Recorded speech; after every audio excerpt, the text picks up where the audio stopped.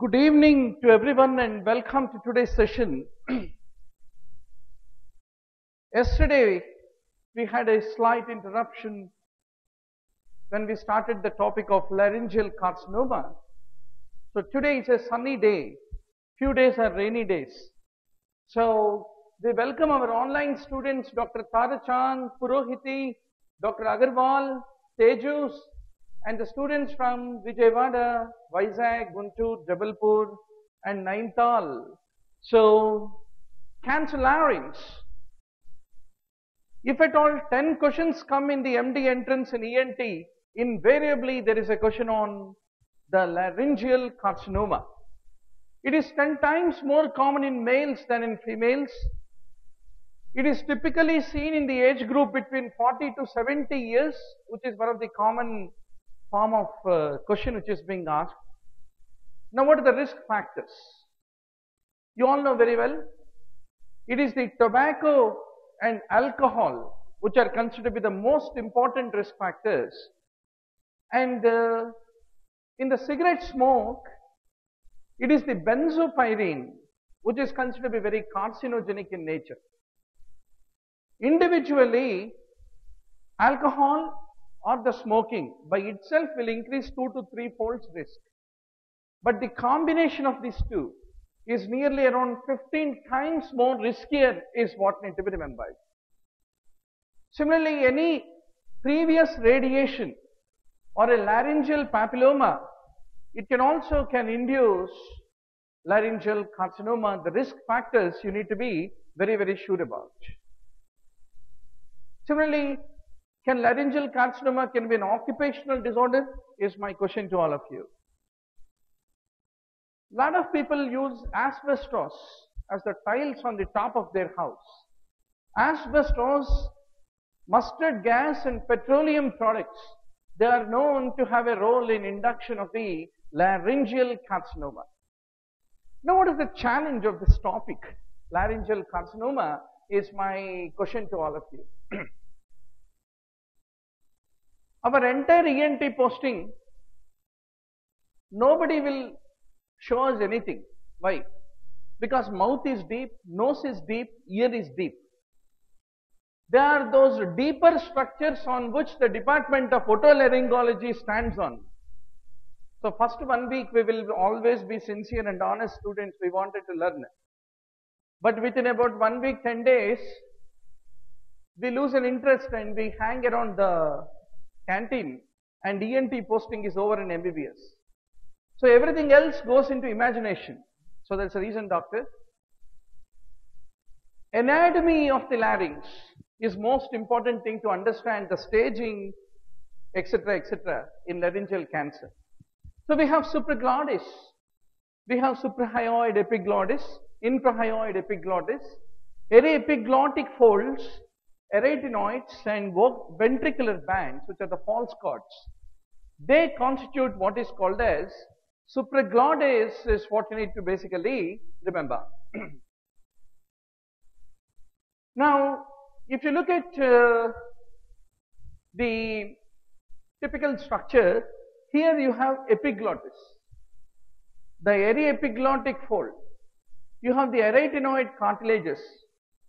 Then here you are having the vocal cords, and we have the ventricle of Morgagni. Here you are having the false cords. So above the level of this vocal cords you have supraglottis, at the level of the cords you have glottis, and below that you are having infraglottis and subglottis. And here you have the cricoid cartilage, which is a part of the subglottic space. This is another important view which you need to basically understand.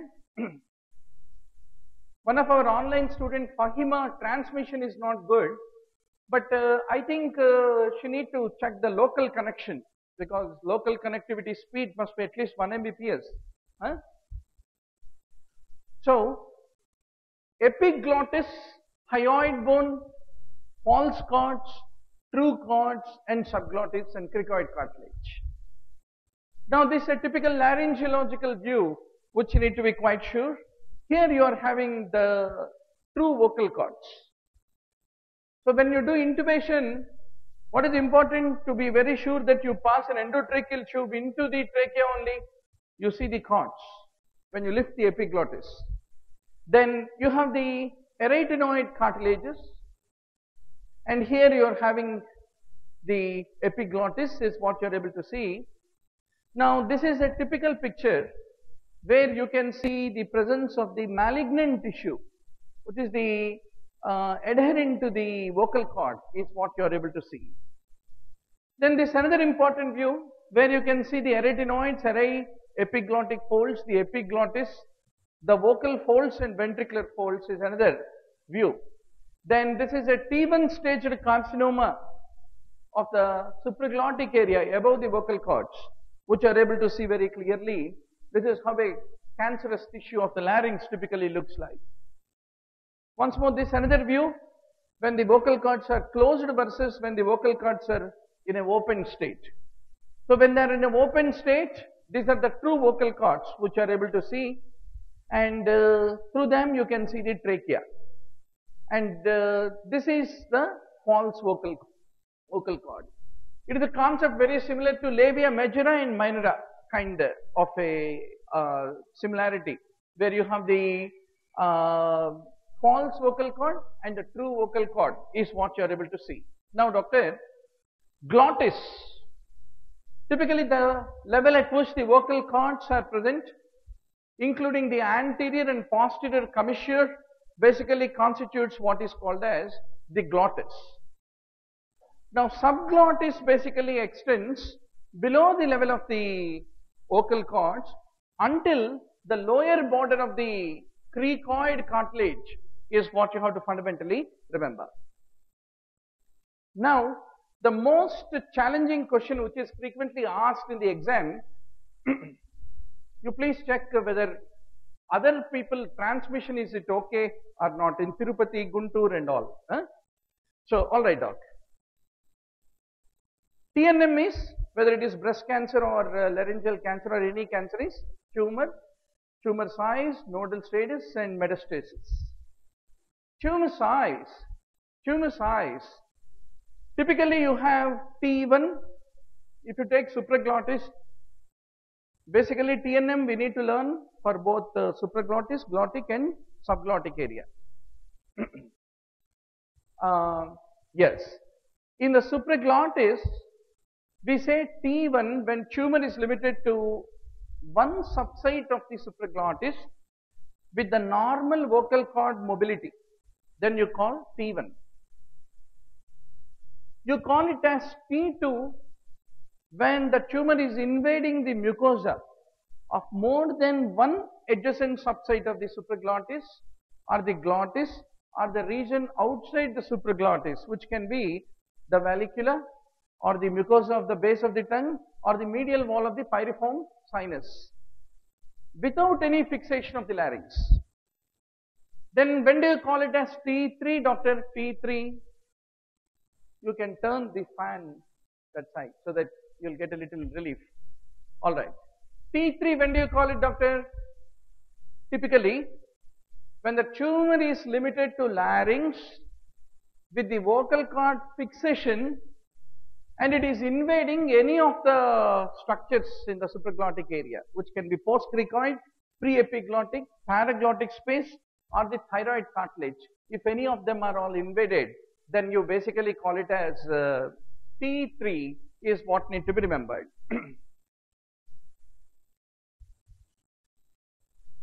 Now, I'll show you one classical laryngological example. In this patient, there is an extensive vocal cord involvement covering most of the left vocal cord. It has in fact is extending into the right vocal cord also. This is an example of how a T2N0M0 basically looks like. Then this patient, he had surgery, he had no recurrence, his voice remains normal. Can you turn this fan that side so that they will have, this one. Yes. Now, after using the laser and ablating the cancerous tissue, this is a typical appearance without any recurrence after about 3 years. Especially in the early stages of the laryngeal cancer, if you are able to use the laser therapy, it has got a wonderful effect of extirpating the malignant tissue with very minimal recurrences. That is the importance of identifying it much earlier. Now, what is meant by T4 in the case of supraglottic cancer? Each of these stages we need to know: supraglottic, glottic and infraglottic cancer. T4 may we have T4A and T4B.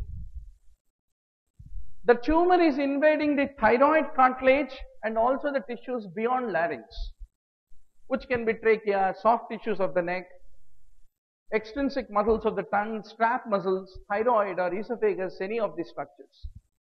You call T4B if it is also involving prevertebral space and it encases the carotid artery, or if it is invading the mediastinal structures, you call it as T4B.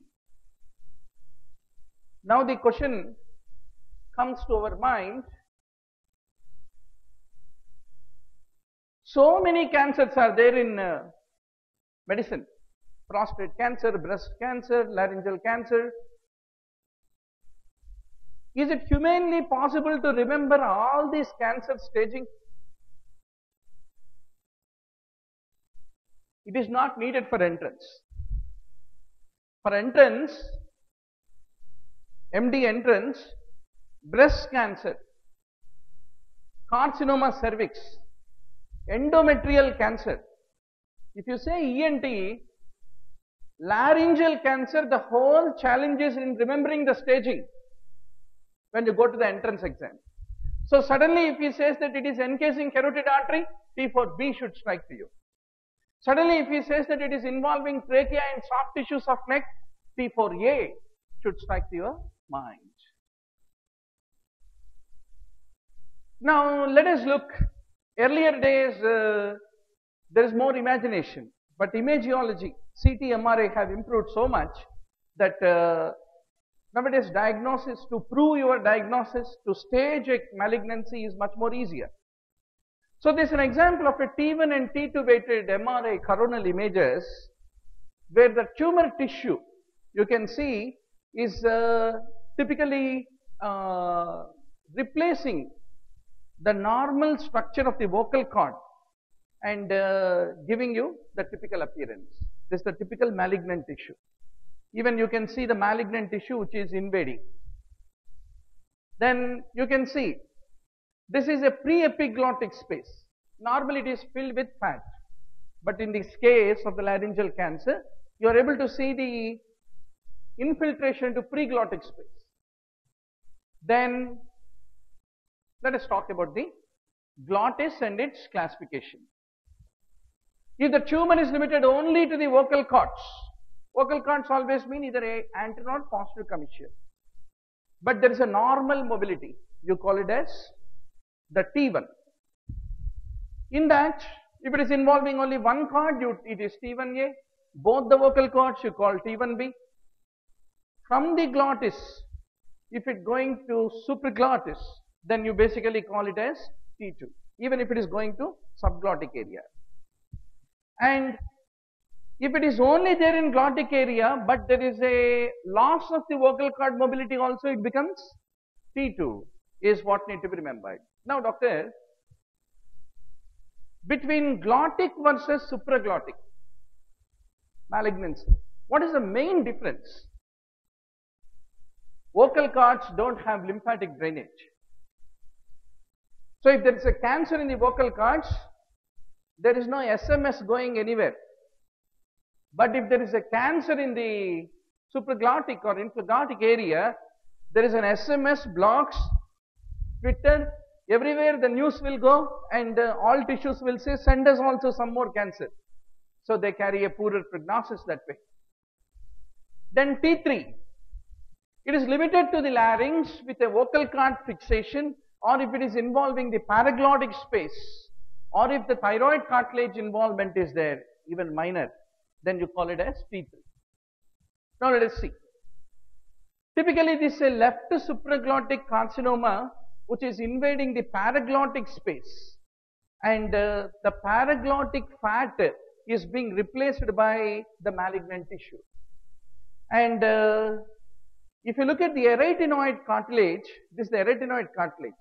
Normally, it won't be this much a high intensity one, but it has undergone sclerosis because of the invasion of it. So, invasion of the cartilage changes the staging of the carcinoma of the larynx. So, three characters we should see. Typically, is it affecting vocal cord mobility? Second, periglottic spaces, are they involved? Third, is it involving the thyroid cartilage? So, these are the important areas which we need to be focused more. This is another example where you are able to see the invasion by the malignant tissue of the thyroid lamina on this side. There is a malignant tissue involving the thyroid lamina. So, the involvement of this cartilaginous structure makes the staging altogether different. Now, doctor, what is T4A, T4B in case of glottic cancer? The tumor is invading through thyroid cartilage, going beyond the larynx, T4A, involving prevertebral space or mediastinal structures, you call it as T4B. Now, once more, this is another example of a glottic tumor which is typically involving the periglottic space and also invading the surrounding cartilage, which makes the stage altogether different. Now, doctor, what is the story of regional lymph node involvement? How do we grade it? TNM. No regional involvement, N0. Single ipsilateral node, 3 centimeter or less. So, what is the golden figure which we need to remember? It is 3. The value 3 is very important. So, we have the students in Davangere who are asking us what are the today's topics of discussion. I think they logged in a little late. Today we are going to discuss laryngeal cancer. Otosclerosis is another important topic, and 3 to 4 relatively minor topics. And tomorrow we will discuss CSOM and the complications of the CSOM and ASOM. And on Friday we have all the miscellaneous topics, around 10 to 15 miscellaneous topics. And on Saturday we will have a subject test along with discussion. Okay, doc? Now, suppose if a single ipsilateral lymph node is involved more than 3 centimeters in size but not more than 6, you basically call it as N2. Or if multiple ipsilateral lymph nodes, none more than 6 centimeters in greatest dimension, N2. If bilateral or contralateral lymph nodes, none more than 6 centimeters also, you call it as N2. Accordingly, you have N2A, N2B, N2C. I leave it all to you in the literature, but 3, 6, 3 to 6, more than 6, these are the numbers, because examiner has a love for giving 5 centimeter is the ipsilateral node, then suddenly it should strike to you whether it is N2A, N2B, N2C. Then you have N2, you have N3 where it is more than 6 centimeters is the lymph node size. Then no metastasis, yes metastasis, will make it M0, M1 like anywhere else. So this is how you have got a early stage 1, stage 2 invading the surrounding cartilage also, stage 3 surrounding tissues also, stage 4 going to multiple mediastinal lymph nodes. This is how we basically stage it. Now, doctor, a very, very frequently asked question in the exam, what is the typical histology? Squamous cell carcinoma is the most common type of the histology, is what you need to answer without any second thought. Generally, when the vocal cords are involved, person develops hoarseness. So his wife will say, nowadays your hoarseness is not coming down. I read in the newspaper or google.com that it can be cancer, please go to the doctor and tell me that good news, so that I'll call the insurance guy. So chordal lesions, because of the hoarseness, or the people come running to the hospital and they are evaluated and you catch them early. Supraglottic cancers, they basically grow to a bigger size, hence when you detect them, they are typically in an anaplastic stage. Now let us talk few comments on each of these. Supraglottic cancer. Supraglottis has so many structures, no? So naturally entrance exam questions are, out of these 10 structures in the supraglottis, which is most common? What is your answer? Epiglottis and false cords most commonly are involved, followed by aryepiglottic folds is what need to be remembered. Then typically when there is infrahyoid area may epiglottis involvement, or the ventricular band, if it gets involved in the supraglottis, then the malignancy has a greater chance of perpetuating into pre-epiglottic space and invading the thyroid cartilage. So that is the reason these two are the bad locations, where the tumors in this location have a greater chance of landing up into T3 and T4 stage. Then the nodal metastasis. In supraglottic, they occur very early, unlike the glottis where there is no drainage. Then which nodes are most commonly involved, doctor? It is the upper and middle jugular lymph nodes are the ones which are more often involved in supraglottis. And epiglottis has a speciality. If there is a malignancy in that, bilateral lymph node involvement is more common among the supraglottic structures. And most of the time, the supraglottic growths are often silent, unlike the glottic cancer, which lead to hoarseness of the voice. Hoarseness is a late symptom in supraglottic cancers. Now, naturally, the examiner's favorite question is, what is the most common presenting feature of the supraglottic cancer? So, it is the pain in the throat, dysphagia, referred pain, or a mass of lymph node in the neck. They are the common presenting features. Of course, patients can also have respiratory obstruction, halitosis, weight loss. They are all the late symptoms. Then coming to the glottic cancer, what are you going to remember, doctor? In most of the cases, if you take supraglottis, glottis versus infraglottis, the most common location between these three is the glottic area. And it is the free edge and the upper surface, not the under surface of the vocal cord.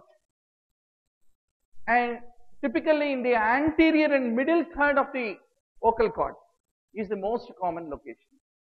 These words you need to remember with double emphasis. Why? Because the examiner has a chance of asking, is it a free edge or a married edge? Is it the upper surface or under surface? Is it the posterior third or anterior third? Anything can become the suspicious ways of a question being framed. That's the reason. Now, doctor, a glottic cancer can lead to fixation of the vocal cords. If the vocal cords got fixed, let us say, what does it indicate? When will they get fixed? The moment the glottic cancer goes and invades the thyroarytenoid muscle, then the fixation of the vocal cords will occur. And often the presence of fixation of vocal cords with loss of mobility, when you examine through the laryngoscope, is an indication of poor prognosis, is what need to be remembered. So this is an example of the laryngeal carcinoma. See, doctor, earlier days learning is very difficult. Somebody should show and you have to see. Present day learning is very easy. Go to Google, you have thousands of Google images. Go to YouTube, you have actual acoustic neuroma operated, laryngeal cancer operated, and different stages of the laryngeal cancer, patients talking about their life's experience. Everything is available on the net. So there is no need of sitting in a reading room in a dark light and underlining the books and then frustrating. You have got everything available. But sex, swimming and surgery, they can't be learned only by watching. So you need to practice. So that's the reason you need to go to hospital, see the patient. One patient story, if you listen, you will never forget in lifetime. So doc, hoarseness of the voice is an early sign of the glottic cancer. And that's the reason it is detected very early. And since there are no lymphatics, it doesn't metastasize and it is detected in a very early differentiated, well differentiated phase.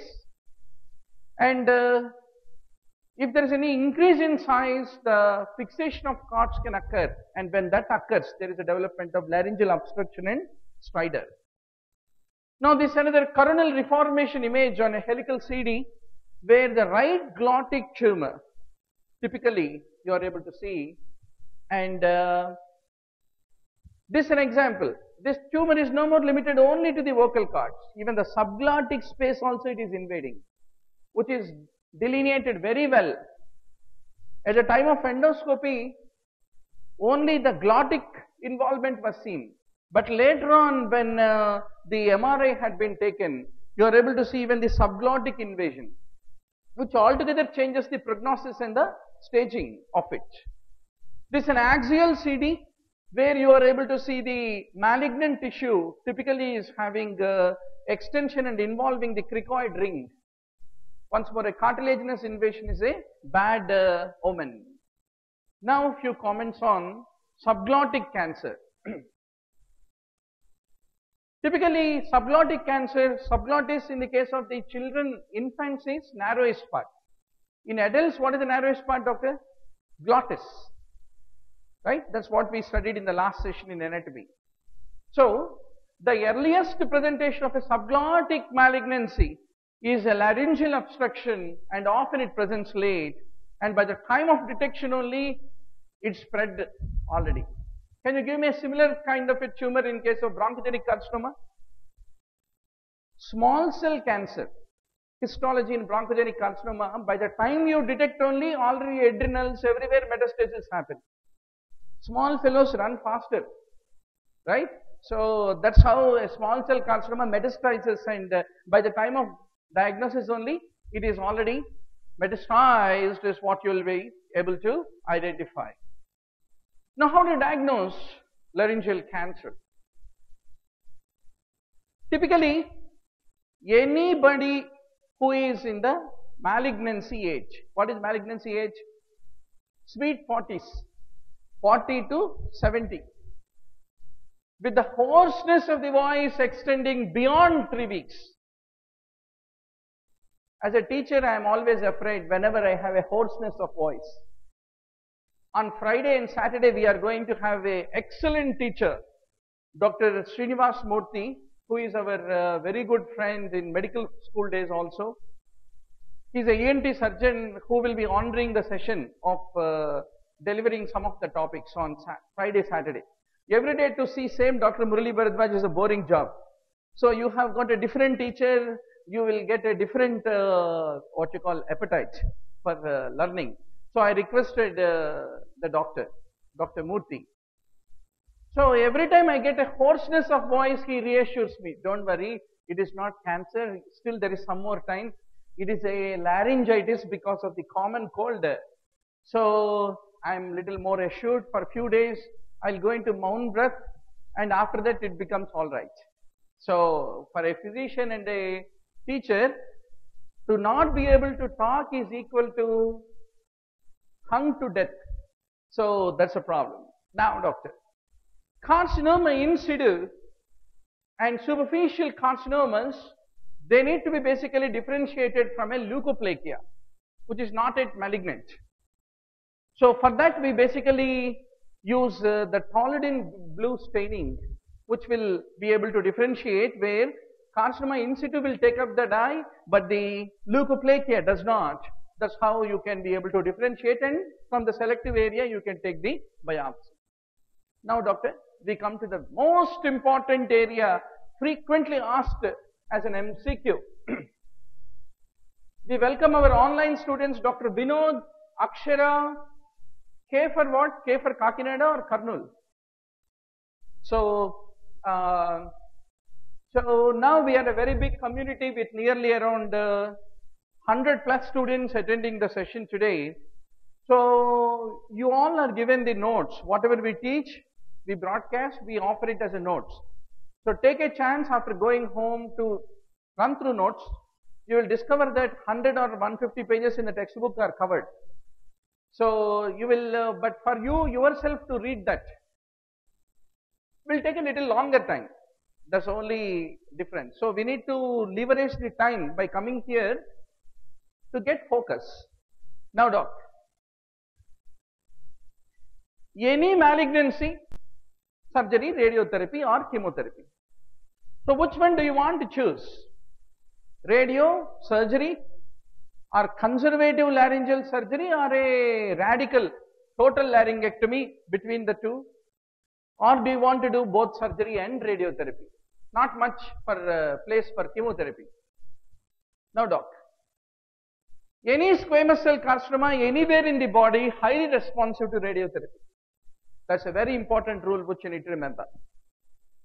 So, for early lesions which are not impairing the cord mobility, which are not invading the cartilage, which are not involving the cervical lymph nodes, treatment of choice is radiotherapy. Recently we had a APPG 2013 exam, classical question. In the early stage of the laryngeal carcinoma, still the vocal cord is not involved. What is the treatment of choice? Radiotherapy. So as I told you, out of 10 questions, whether it is NEET PG or state PG, one question on laryngeal carcinoma invariably will come. Now, doctor, there is a malignancy of the vocal cord. There is no loss of mobility. You have given radiotherapy. Why you are biased for radiotherapy? Because it will retain the voice. 90% cure rate is there. It's altogether good for the patient. He is a happy man.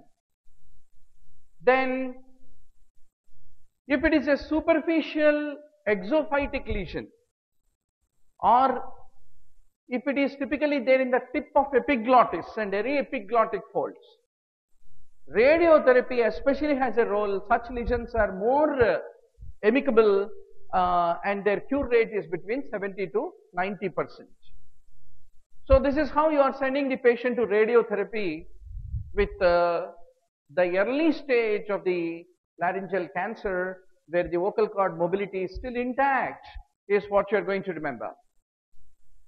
Now, in what scenarios radiotherapy doesn't help? Fixed cords, subglottic extension of a glottic cancer, invasion of the cartilage, or if there are nodal metastases, they become an indication if any of these things are there for surgery instead of radiotherapy. So, always when a question is being asked in the entrance, you must look for where are the buzzwords.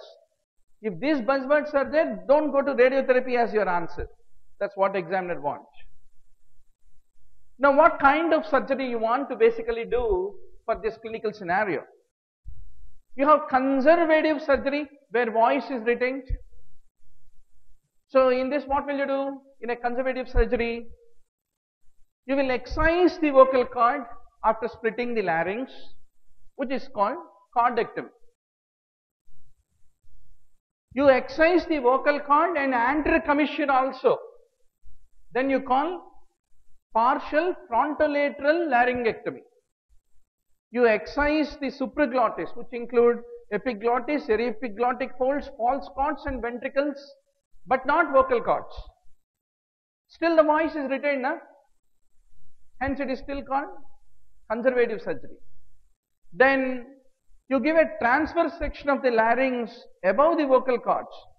You call it as partial horizontal laryngectomy. Now let us see few pictures on how the things go on. So you have a tumor, doctor, which is invading the vocal cords, and typically it is having a extension into the subglottic area also. So in this what you have done, you have basically resected a part of the vocal cord, and then you have transposed a graft in order to maintain the continuity. So this is an example of a left cordectomy with reconstruction. It is an example of a conservation surgery where the voice is conserved, right? Now, this is an example of a superficial cancer of the right vocal cord, and you are basically treating it by doing a cordectomy. What kind of cordectomy it is called? Vocal cord and the surrounding muscular tissue. So it is basically called transmuscular cordectomy is what you are basically carrying out here.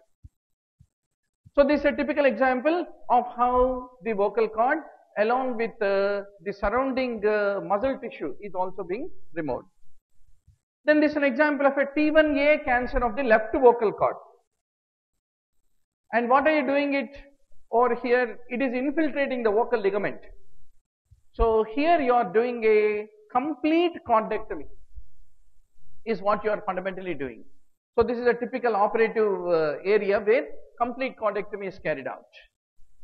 Then there is a superficial tumor of the laryngeal side of the epiglottis, and here what you are doing, doctor, we are doing a medial supraglottic laryngectomy without the resection of the pre-epiglottic space. So they are the various methods. Once more to summarize, we have mainly a supraglottic laryngectomy, and in this what do we remove in case of the supraglottic laryngectomy? We remove supraglottic portion of the ipsilateral thyroid cartilage, supraglottic larynx including epiglottic folds, false vocal cords and epiglottis is basically called supraglottic laryngectomy. And in order to carry out this procedure, the supraglottic laryngectomy, the most important prerequisite is the person's pulmonary reserve in the lungs must be adequate. That's very, very important. Then we have the next important procedure which is called total laryngectomy. It is not a conservative surgery. Why? Because the person is losing the voice. So we remove the hyoid bone, pre-epiglottic space, trap muscles and one or more rings of trachea, even they are also removed. And the pharyngeal wall we repair, and the lower tracheal stump, because you are removing a, see finally larynx is going down and becoming the trachea. So you are removing the entire larynx means trachea is left. Now what will you do with that? Typically it is being sutured to by making a hole to the skin. So what is left? The person is left with no voice because no vocal cords are there, and there is a permanent tracheostomy stone which is being left over. And a good number of times this is done for a late stage of laryngeal cancer. Generally these late stages involve the regional lymph nodes. That's the reason we also need to combine the block dissection of the nodal metastasis along with the total laryngectomy. It is also combined. So you can see here, we are having the vocal folds, we have the larynx which is continuing down into trachea. And trachea के पीछे क्या है? Epiglottis. Nose is front, mouth is behind. No, doctor. Mouth is becoming esophagus and nose is becoming trachea. Excuse me for such a crude teaching. Because as a MBBS students, I used to have a wonderful imagination that esophagus is front, trachea is behind. So one of my friends said, nose is before, mouth is behind, don't you have that much a minimum common sense? So from that, then onwards, anytime I teach, I make people remember, assuming they don't know. I know, you know very well. So this is the trachea. After removing larynx, it is made open into a tracheostome. Now doctor, in both scenarios, the total laryngectomy is indicated is a very, very, very important question which you need to answer. T3 lesions, it is indicated where the cord is fixed. T3 can be without cord fixation also.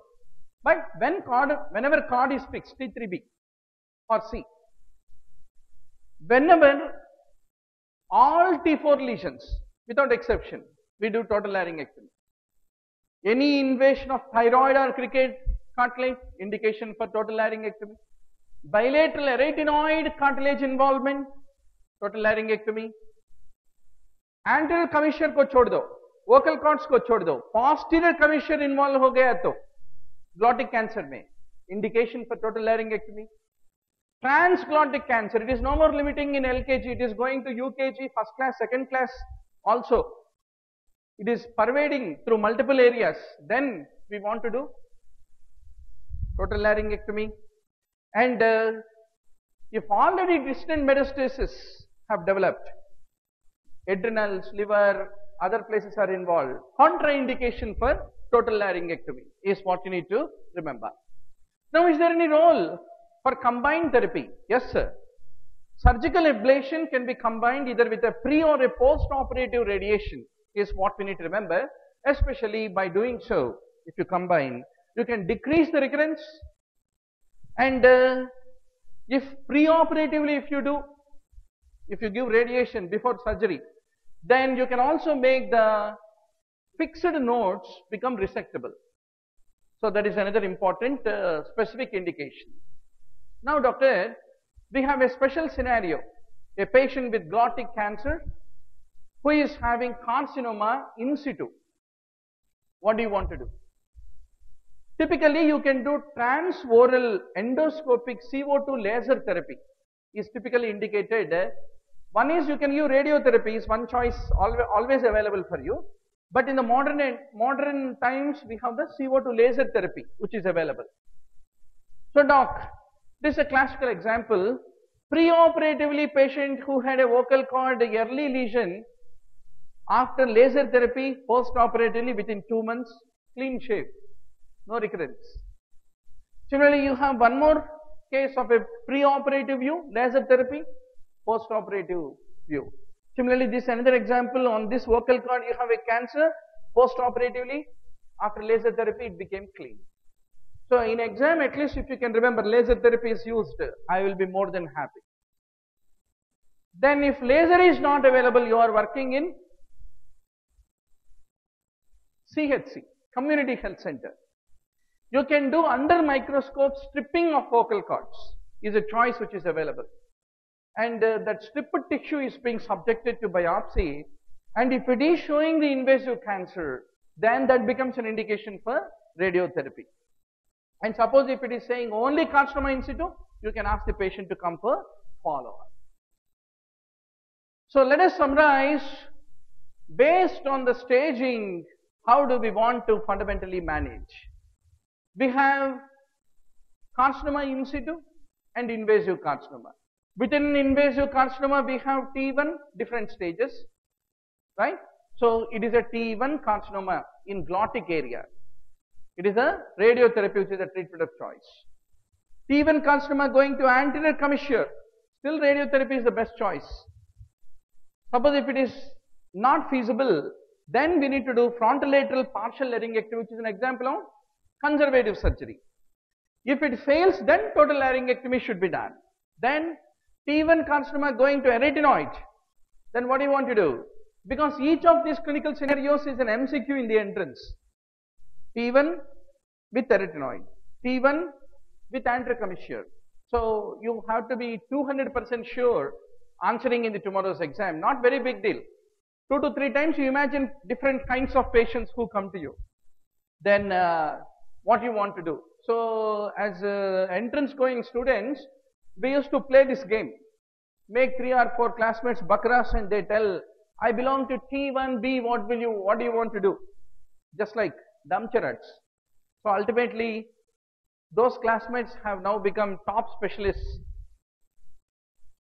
and top cochlear implant surgeons with whom we played in the anatomy, physiology, biochemistry days to break the monotony fundamentally. So T2N0, it typically implies the tumor of the glottic area, that is vocal cords, anterior commissure, vocal process of the arytenoid with the extension to supraglottic and subglottic area. Then how do you want to manage? This is one favorite question of the examiner. T2N0. T1 is simple. T1 may you have got extension to anterior commissure, T1 with extension to arytenoid, and overall radiotherapy is the treatment of choice. वो हो गया ना glottic cancer में. Lot of questions where they come is on T2N0. Why in T2N0? Either you can do a conservative surgery to retain the larynx with a risk of recurrence, or you can do a total laryngectomy with the loss of voice. You have to accept one pros, one cons. That's the whole challenge. Now let us take up the debate. The treatment of T2N0 in the glottic cancer depends on two important factors. Is the vocal cord mobility is still there or is it impaired? Factor number one. Is there any involvement of anterior commission or arytenoid? Is the second thing you want to check when you do the imaging. Now, if the cord is mobile, vocal cord, anterior commissure and arytenoid are not involved, what do you want to do, doc? Radiotherapy gives the good result. After radiotherapy, if it recurs, then total laryngectomy. Then, suppose if radiotherapy fails, some surgeons love to reserve the voice of the people, and still they take the risk of doing partial vertical laryngectomy and still retain the voice. Second scenario, T2N0, anterior commissure and the arytenoid are involved and the cord mobility is lost. Then what do you want to do? No radiotherapy, sir. Because if you do radiotherapy, you may ask me a question. What is there, sir? We will try radiotherapy. If it fails, then we can try laryngectomy. But if you do radiotherapy in a scenario where arytenoid, anterior commissure, etc. are involved, it will lead to perichondritis. And the presence of perichondritis will give difficulty to do total laryngectomy at a later point. So that is the reason what we do is a conservative surgery like vertical hemilaryngectomy or a frontolateral laryngectomy and try to retain the voice. So that's what we do.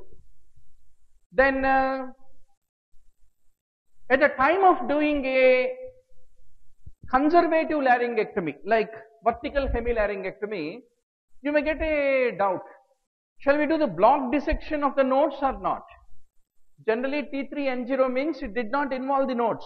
So unnecessarily there is no necessity of removing regional nodes.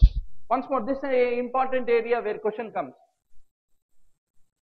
Will you do vertical hemilaryngectomy with block dissection, without block dissection? Since it is T3N0, we don't want to do the block dissection of the surrounding lymph nodes. Now, suppose if the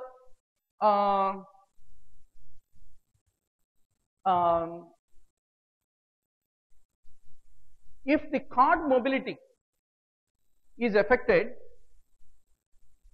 in case of a T2N0 lesions, we need to be definitely sure on what we are doing between radiotherapy versus conservative laryngectomy versus total laryngectomy. If there is a normal cord mobility means it says that the growth is only limited to the surface of the vocal cord.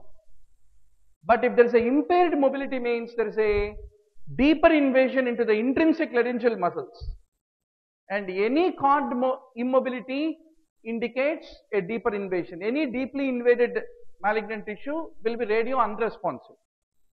So if cord immobility है तो radiation देना या नहीं वो सोचने की जरूरत भी नहीं है, क्योंकि it won't be radio responsive if the cord mobility is gone.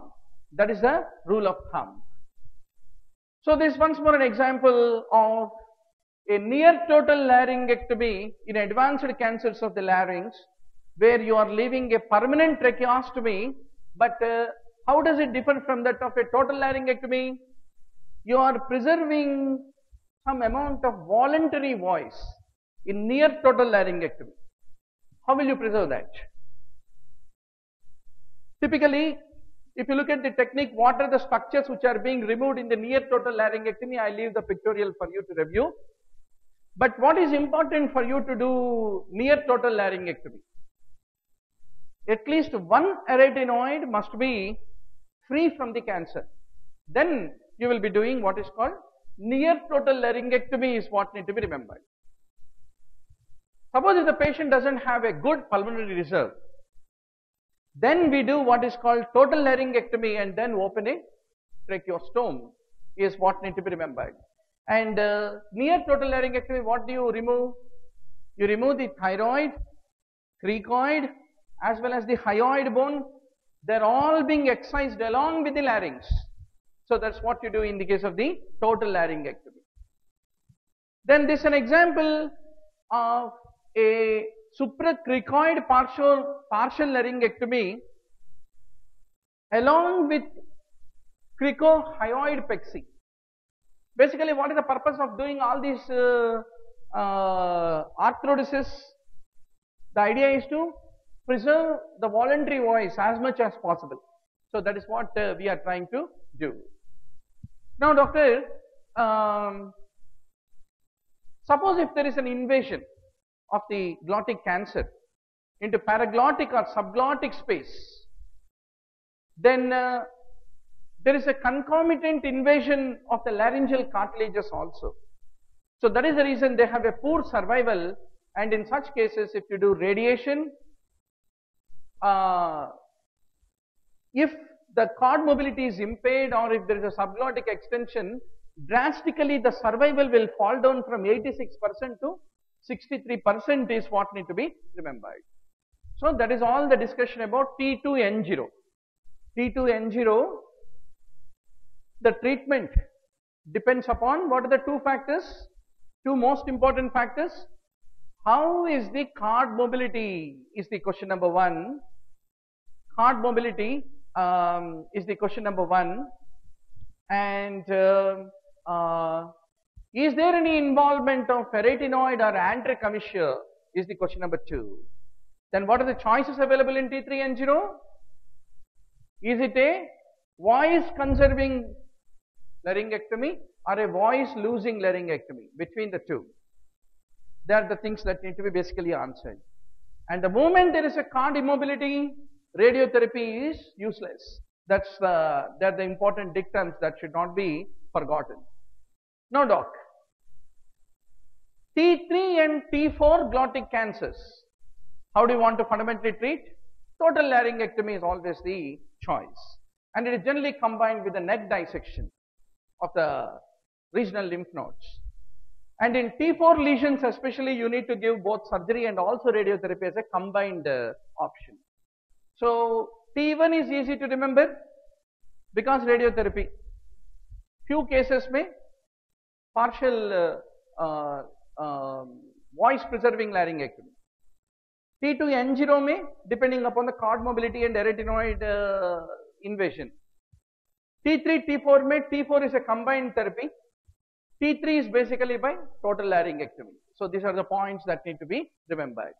So this is one important diagnostic algorithm on which a lot of questions are frequently asked, doctor. Very good. Our numbers have increased with Dr. Rashid and Dr. Kavita along with Dr. Akshara joining us. Now T2N0. So this algorithm you need to remember because in tomorrow's exam this becomes a bottleneck.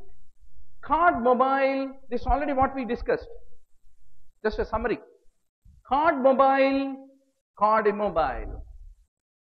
Involvement of the anterior commissioned arytenoid or the cord is immobile. Then we do conservative laryngectomy. If it fails, then total laryngectomy plus neck radiation. Then cord is mobile. Then radiotherapy is the main treatment with the radiation to the upper neck nodes. If it fails, conservative laryngectomy. If it fails, total laryngectomy plus or minus neck dissection is what you need to remember. Finally, what is left? Subglottic cancer. Unfortunately, it is metastatic by the time you treat. Very rare, unless you are personally a doctor and you discovered it very early, or you are an apprehensive patient and went to the clinician early, subglottic cancers won't be detected that early. If they are detected, T1, T2, radiotherapy can be given. But T3, T4, they need combined therapy, total laryngectomy along with post-operative radiation. And that's all the main part of the treatment. So that brings us to the conclusion, doctor. So what are the main buzzwords which you will remember when it comes to the laryngeal cancer? The staging, the choices between surgery, radiation, partial versus total. I have left most conservatively in about 10 pages the notes. You can further filter it, because last moment of exam, hardly if you can remember where is T2, where is T3. You have so many T2, T3s in multiple malignancies throughout our body to be remembered. So that is the reason out of the notes given, 50% you can cut down because you understood it. 30-40% of the notes which is being given to you contains forgettable, revisable part. Make a bookmark while reading where these are the points, possibly I may forget but I should not kind. Last moment you can revise only them and go to the exam.